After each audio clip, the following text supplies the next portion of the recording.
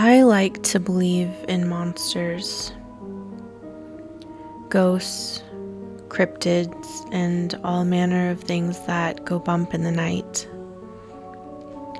Halloween is my favorite holiday after all. The thrill of a good haunted house or the chill of a particularly eerie campfire tale. I love it all. Mainly because it's fun to believe that the world is a lot weirder than we perceive it.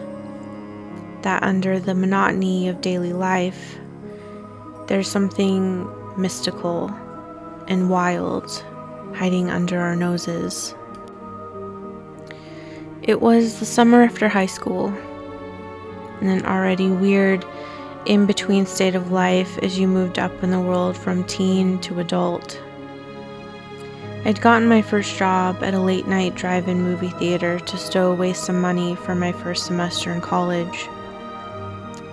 It wasn't very glamorous. I liked the free movies and the other girls that worked alongside me, but hated the customers and the way the popcorn smell clung to me every night. I also wasn't too fond of the 3 a.m. drive home. I lived in rural Indiana with my grandparents at the time, and even just the 20-minute trip through back roads and cornfields could leave you on edge. Unfortunately, it was on one of these late-night rides home that left me questioning my own creepy interests. The drive-in I worked at wasn't doing great. Being in a small town seemed to do that to many of the small businesses. People often grew up here and then immediately left for bigger cities and bigger opportunities, leaving places to try anything to pull in a cash flow. My boss had decided that leaving the snack stand open throughout the length of the movie would keep people coming in for drinks and treats throughout the night. I don't know if it worked, nor did I particularly care if it did. I did, however, hate that it meant being out so late. But as I was only a month left until college, it wasn't worth the job search. After checking bathrooms one last time and doing a final walk through the kitchen, I waved to the shift manager on my way out. Even at night, the summer humidity made me want to gag, and only seemed to intensify the buttery goo smell emanating from my pores. I desperately blasted the AC as soon as I got into my truck, letting it take a minute to adjust before making my way out of the exit and onto the empty country highway. The start of my journey was always a bit relaxing. No traffic or people to get frustrated by, and the full moon peeking between the clouds gave the night an ethereal quality. As I zoomed past the local shopping center and darkened homes, I finally found my way onto the turnoff.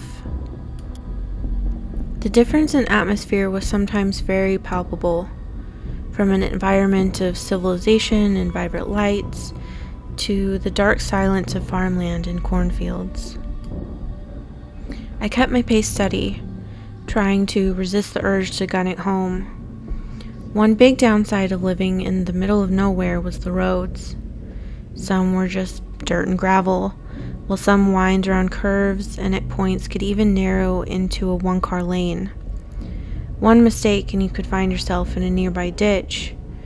Then, of course, there was the concern of deer. It was out of the cornfield before I could fully register. The full front of the truck was made contact, whipping its head and antlers onto the hood while I slammed hard into the airbag. The headache was instant. When I reached up to cradle my face, I realized the impact had made my nose bleed.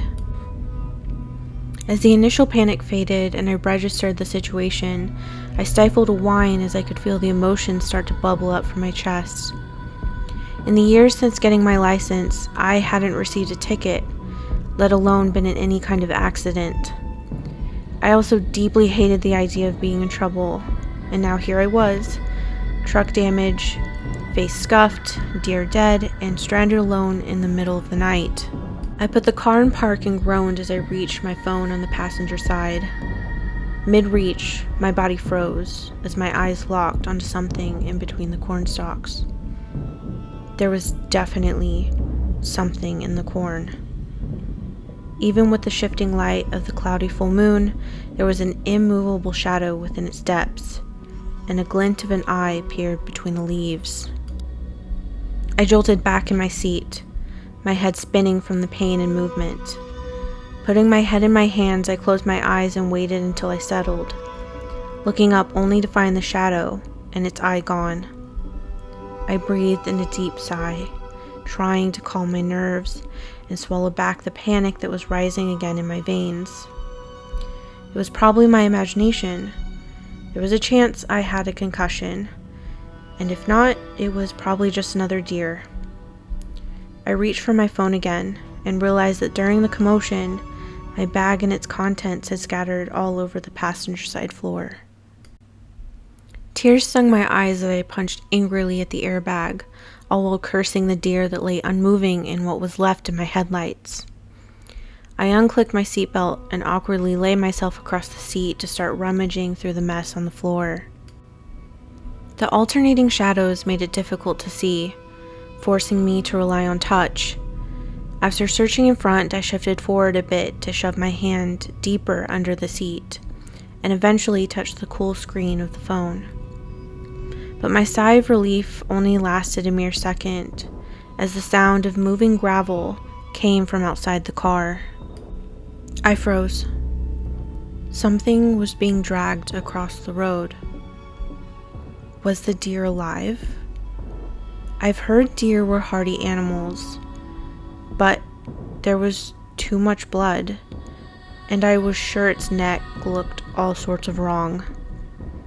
My thoughts raced as I quietly listened to the sound turn from gravel to the soft shuffle of grass. Minutes ticked by before I finally dared to peek. A puddle of blood pooled in the gravel where the deer was, and from it a line of red led straight from the road to the ditch and into the shadows of the corn. Hair rose on the back of my neck. A deer running through a field was quite common, so it hadn't crossed my mind that the deer might not have just been out for a nightly stroll, but was being chased. My hand shook as I fumbled to find my grandfather's number and began rapidly scanning every angle of my surroundings as the phone rang. I had never been more thankful that my grandparents were light sleepers than in that moment. A deep, groggy voice came over the speaker, and I launched into my explanation. Stay in the car. I'm calling an ambulance, and I'll meet you soon with a tow truck. The sleep was gone and now replaced with worry. I will. Also, I don't think I'm alone. The deer, it's gone. Something took it. There was a pause on the other line, then a firm, do not get out of the car. Not until you see me. Understand? Yes. The click of the line brought an uncomfortable silence to the cabin. I just needed to wait. Everything was going to be fine. I clutched my phone in my hands and listened closely to the hum of the engine as I stared blankly at the windshield, an attempt at dissociating to keep myself calm. But just past the reach of the remaining headlight, something moved across the road. I blinked, scanning the darkness to catch a glimpse of what I concluded might be the thing stalking the area.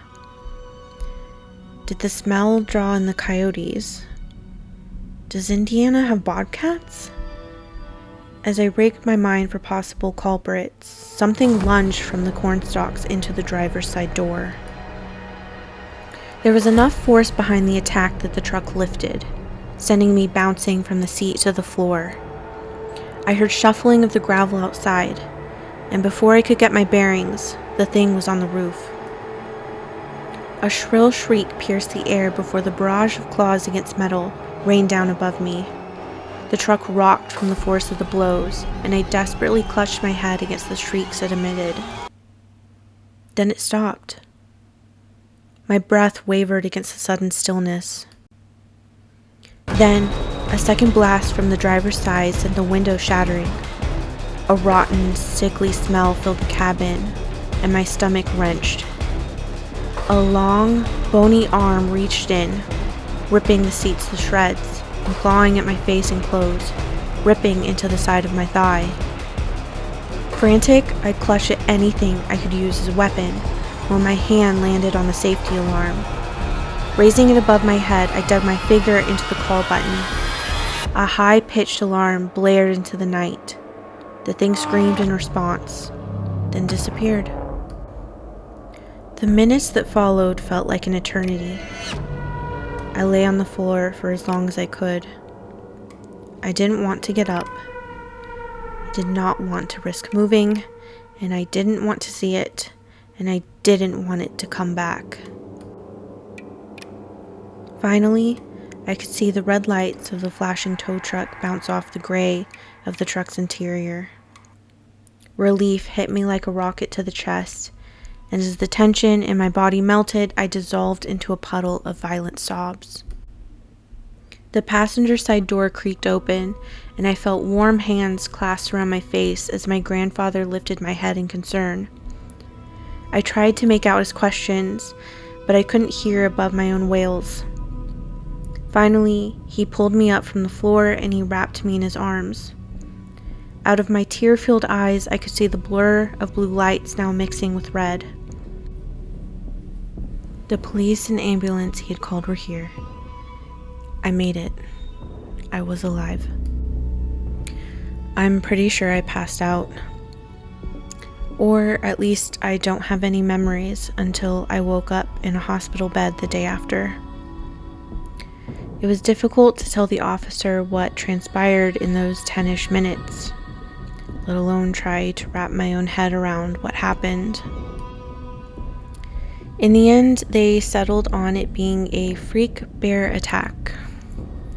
Bears aren't particularly known to wander these parts of the state, but it was their only explanation as to the damage to my truck and the fact that the deer I had hit was found dragged and devoured a half-mile away. Not that I didn't try to divulge more information, but when I did, I could see it in their eyes that anything more I said was going to be chalked up to the fear and imagination of a young girl being alone on the side of the road in the middle of the night. So for decades, I let it go. I only gained the courage to tell my story because I found this online forum where others were sharing their own unusual experiences. Of course, you don't have to believe me. But I hope this at least acts as a bit of a warning to keep an eye on what lies in the corn.